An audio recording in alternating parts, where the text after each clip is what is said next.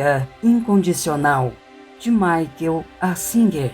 Parte 4. O Negócio da Entrega. Olá, amado ouvinte desperto, aqui é a Liliane, a sua narradora, trazendo um recadinho especial para você. Hoje celebramos a chegada à metade deste livro incrível e eu estou ansiosa para ouvir como está sendo a sua jornada ao mergulhar nessas páginas cheias de sabedoria. Não deixe de compartilhar suas experiências aí nos comentários. Sua opinião é fundamental para mim, pois me ajuda a evoluir a cada leitura, buscando entregar o melhor a cada um de vocês. Se por acaso perdeu alguma parte desta incrível jornada literária, confira a playlist na descrição, onde encontrará todos os áudios já gravados até agora. Para aqueles que preferem ter a obra física, honrando o autor e o conhecimento, também disponibilizei o link de compra pela Amazon na descrição. Além de enriquecer a sua biblioteca, você ainda contribui para o crescimento deste canal. Agradeço imensamente por fazer parte desta experiência de leitura conosco. Recado entregue, agora vamos voltar à imersão nesse mundo fascinante. Áudio 28. Nasce uma empresa. Em dezembro de 1976, aconteceu o evento seguinte que resumiu a essência do meu experimento de entrega. Assim como a direção da minha vida tinha mudado com a minha entrega relutante ao aceitar ensinar a Alan Robertson, dar aulas na Faculdade Santa Fé e convidar Baba para Ganeshville, mais uma vez pediriam que eu fizesse algo que parecia um desvio do caminho que eu havia escolhido, mas que terminou perfeitamente alinhado com o destino da minha vida. Eu tinha acabado de voltar para casa depois de uma aula na faculdade e estava fazendo uma caminhada silenciosa pela floresta. Virei no caminho estreito que dava diante do templo e algo que vi me fez parar de repente. Uma rádio patrulha estava parada bem na frente do templo. Era um negócio que intimidava, assim como o policial totalmente uniformizado junto ao carro. Em todos aqueles anos, eu jamais tinha visto um policial na área. Ele me chamou. Você é o responsável aqui? A voz na minha cabeça tentava freneticamente entender o que estava vendo. Por que tem um policial aqui? Será que tem alguma coisa errada? Será que ele olhou dentro do templo e viu todos aqueles estranhos ícones religiosos? Isto aqui é o centro-norte da Flórida. Será que estou encrencado? Apesar de todo esse ruído interior, consegui emitir uma fala mais ou menos normal. Sim, senhor, eu sou o responsável. Em que posso ajudar? Apontando para o templo, o policial Knowles perguntou se eu tinha construído aquilo. Quando respondi que sim, ele perguntou se eu toparia construir um anexo para a casa dele. Pelo visto, ele adorara a aparência rústica do templo e estava impressionado com a qualidade da carpintaria. Ele vinha procurando um construtor para fechar sua garagem e transformá-la numa área de convivência. Fiquei pasmo. Nunca havia pensado em algo assim. Claro, eu tinha construído algumas coisas no meu terreno, mas nunca tinha pensado em construir para outra pessoa, ainda mais para um policial do condado. Fiquei ali um momento, com duas respostas opostas dentro da minha cabeça. Havia a voz que dizia: de jeito nenhum, não quero fazer isso. Estou ocupado, já tenho meu trabalho na Faculdade Santa Fé e, de qualquer modo, não sou construtor. Por outro lado, havia também uma consciência silenciosa, tranquila, que não precisava dizer nada. Ela simplesmente sabia que meu voto de entrega à vida exigia que eu visse aonde aquilo iria dar.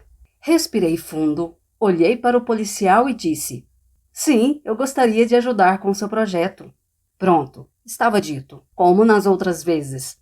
Agora eu veria para qual toca de coelho mágica esse novo ato de entrega iria me levar. O policial Knowles era o cliente perfeito para o meu primeiro trabalho de construção. Ele sabia exatamente o que desejava e assumiu todos os custos à medida que iam se apresentando. Isso era essencial, já que eu não tinha condições de fazer um orçamento exato nem de pagar eu mesmo pelos materiais. Dado que eu estava acostumado a ganhar naqueles dias, tenho certeza de que realizei o serviço por um preço muito menor do que qualquer outro profissional. Como eu precisaria de um ajudante, Radha, uma das nossas novas moradoras do templo, se ofereceu. Ela estava no recesso de Natal da universidade e garantiu que era capaz de usar um martelo e carregar peso. Vestimos nossos aventais e lá fomos nós para a cidade para construir. O serviço inesperado, que saiu totalmente do nada, se tornou o início da minha empresa de construções, a Bell & Love, construído com amor. O policial Knowles ficou tão satisfeito com o resultado que espalhou a notícia. Em pouco tempo, eu estava fazendo numerosos serviços de reforma de casas para policiais e funcionários do departamento do xerife do condado de Alachua. Eu ainda usava rabo de cavalo e sempre calçava sandálias, mas ninguém parecia se importar. Radar só podia ajudar em meio período, então cheguei a fazer alguns serviços sozinho.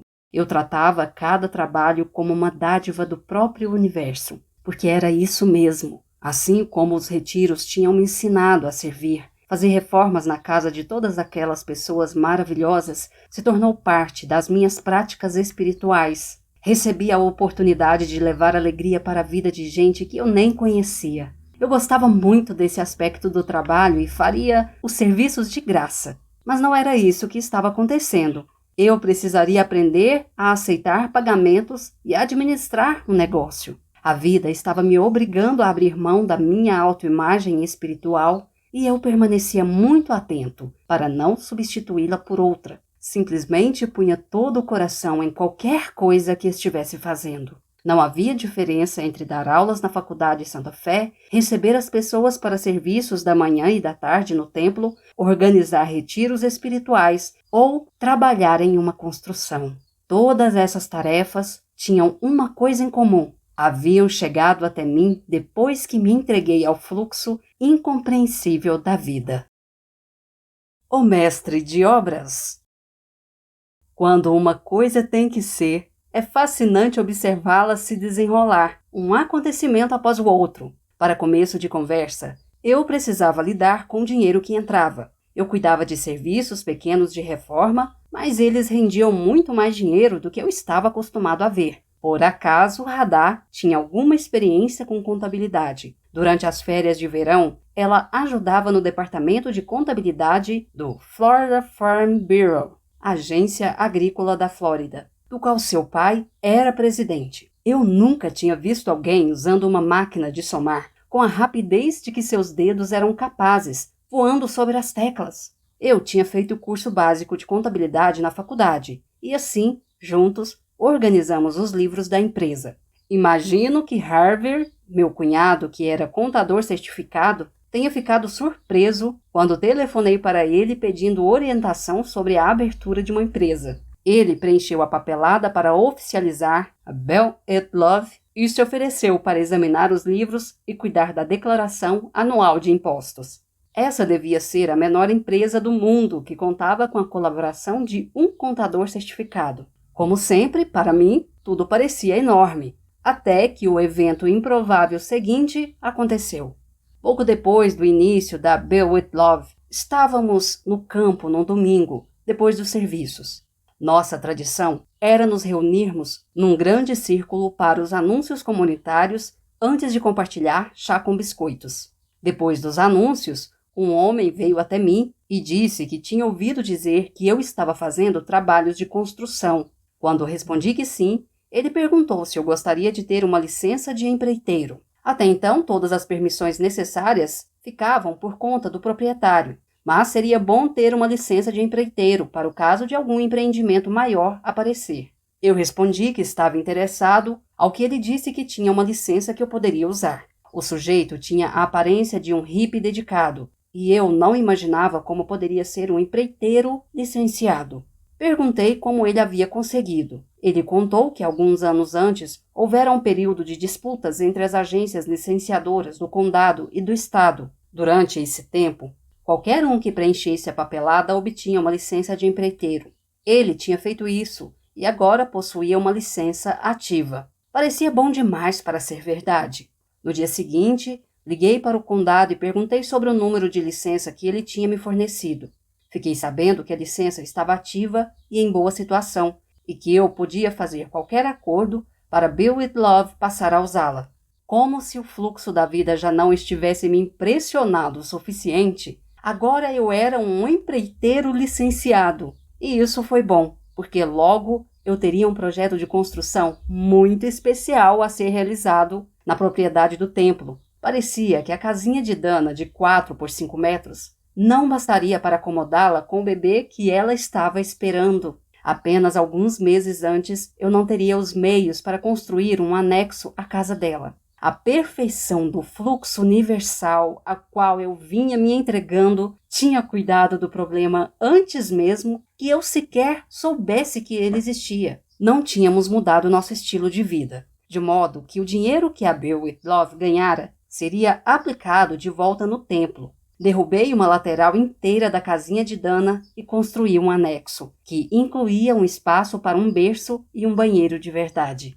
Nossa filha, Durga Devi, nasceu em agosto de 1977. Amrit, Mataji e muitos outros mandaram presentes tradicionais de bênçãos para a saúde, prosperidade e espiritualidade. Ela nasceu no que havia se tornado uma comunidade espiritual. Seria muito interessante vê-la crescer. Você poderia pensar que estava na hora de sossegar e digerir todas as mudanças que haviam acontecido na nossa vida. Eu sempre tinha vivido de acordo com os meus meios, mesmo quando ganhava $350 por mês como professor em meio período na Faculdade de Santa Fé. Agora, a Bill Whitloff me rendia alguns milhares de dólares por mês, além do salário como professor. Certamente não havia necessidade de uma renda maior. Pelo menos era o que eu pensava. Para mim, havia se tornado um padrão achar que um fluxo de energia havia chegado ao fim, quando na verdade ele havia apenas começado. Era uma coisa boa eu estar seguindo a energia e não a conduzindo,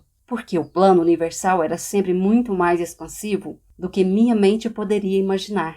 Pouco antes de Derg nascer, recebi um telefonema de uma empresa querendo converter uma loja de bebidas de Gainesville em uma loja de roupas. Eu nunca havia feito um trabalho comercial, mas agora isso era permitido, usando a licença da Bill Whitloff. A essa altura, eu já tinha uma equipe fazendo a maior parte do trabalho e andava de um lado para o outro numa picape, bancando o empreiteiro. Aceitei o serviço, mas, antes mesmo do início do trabalho, a diversão começou. A encarregada de abrir a loja ligou para mim e insistiu que eu fosse imediatamente a uma reunião. Quando cheguei, ela explicou que eles tinham mudado de ideia e precisavam de um trabalho extra. Eu me ofereci para pensar numa mudança no preço. Mas ela ficou muito furiosa e disse que não se importava com o custo. Queria que o serviço fosse feito imediatamente. À medida que a energia dela ficava mais intensa, comecei a acalmar a respiração e me concentrar no meu mantra. Mesmo naquela época, eu ainda usava meu trabalho no mundo como uma oportunidade para abrir mão de mim mesmo e permanecer calmamente centrado. Com educação, mas meio brincando, perguntei se ela queria que eu fosse ao lugar onde minha equipe estava trabalhando, tirasse todo mundo de lá e colocasse do serviço extra imediatamente. Eu soube que estava encrencado quando ela respondeu: "Sim, é exatamente isso que eu quero." Então lhe disse que seria uma proposta cara. Ela retrucou afirmando com todas as letras que estava com um cronograma muito apertado e que durante todo o serviço exigiria muito de mim, mas que sua empresa estava disposta a pagar o necessário para que tudo fosse feito a tempo. Garanti que me esforçaria ao máximo para ajudá-los. Ao longo de todo o serviço, ela ficava mudando as coisas e querendo que tudo fosse feito para ontem, mas também não parava de me dar dinheiro para garantir que eu permanecesse motivado. Completei o trabalho praticamente na metade do tempo determinado no início, apesar de todas as mudanças. Com todos os bônus, mudanças de pedidos e cobranças de horas extras, saí desse serviço de apenas 4 semanas com um lucro de cerca de $35 mil. Lembro da quantia porque era muito mais do que os poucos milhares por mês que eu vinha ganhando e por causa do que aconteceu em seguida. Recebi um telefonema de uma vizinha, dona de um dos terrenos de 2 hectares adjacentes à nossa terra. Ela construíra 2 chalés muito rústicos em sua propriedade, mas agora tinha decidido se mudar. Disse que aceitaria $37 mil se eu pudesse dar a entrada que ela queria. Seria eufemismo dizer que fiquei comovido com o fato de ter acabado de ganhar quase exatamente a mesma quantia com aquele serviço muito esquisito. Vi ali um fluxo sincrônico do qual jamais me esqueceria, pelo resto da vida. Será que aquilo fazia parte de algum plano universal para a expansão do templo para além dos 4 hectares originais? Eu não tinha interesse em fazer isso. Nunca havia nem mesmo pensado no assunto. Mas o dinheiro estava ali, e era óbvio a que ele se destinava. Nada disso tivera a ver comigo. Eu era apenas um intermediário, o encarregado. Não sentia que o dinheiro fosse meu. Nunca o havia pedido nem me esforçado para conseguir um único trabalho para Build with Love. Os serviços simplesmente vinham pelo boca a boca, um depois do outro, e eu os realizava do melhor modo que podia. Agora eu só precisava sair do caminho e deixar que o dinheiro do serviço muito esquisito fosse usado para comprar a propriedade da nossa vizinha em nome do templo.